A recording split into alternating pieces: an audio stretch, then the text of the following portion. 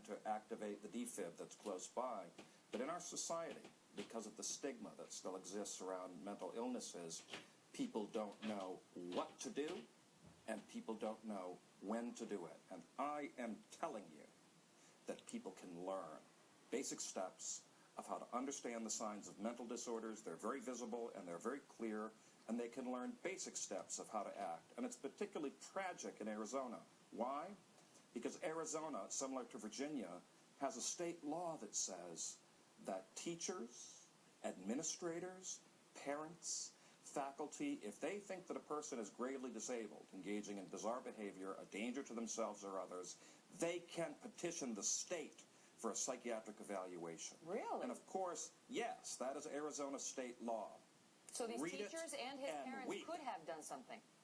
Anyone in the state of Arizona, according to Arizona state law, has the right to petition the state if they believe that a person is behaving in a bizarre way for a psychiatric evaluation. This is an unusual law, by the way. Yeah, but Virginia very. also had it. You and I spoke about this when the report for Virginia Tech came out, because there was a similar law with Joe. Now look, I want everyone to hear this. Luffner was suffering from a psychotic disorder. The odds of that are very, very high.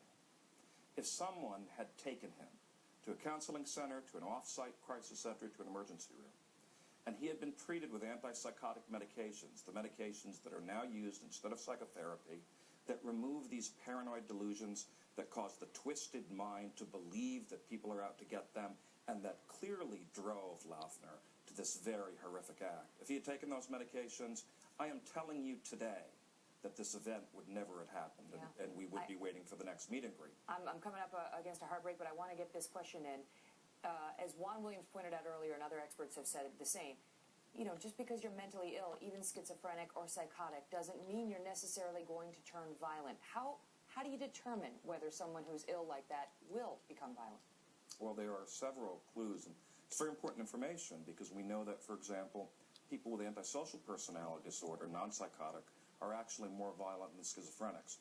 But what we have to look at, Megan, is paranoid schizophrenia. People who have the classification of schizophrenia called paranoid, they are the ones who believe that people are out to get them. And if they are surrounded by a threat, if they believe that they are threatened, and they are indicating it, as we see in the Secret Service report, in threatening writings, threatening statements, the threatening words that he was saying in the classroom, that, as we saw with Cho, is an indicator of violence, and that's when you act. Dr. Alan Lippman, always so interesting hearing from you. Thank you so much for your expertise. Megan, you do good work. Thank you, sir. Wow, maybe we can all learn something.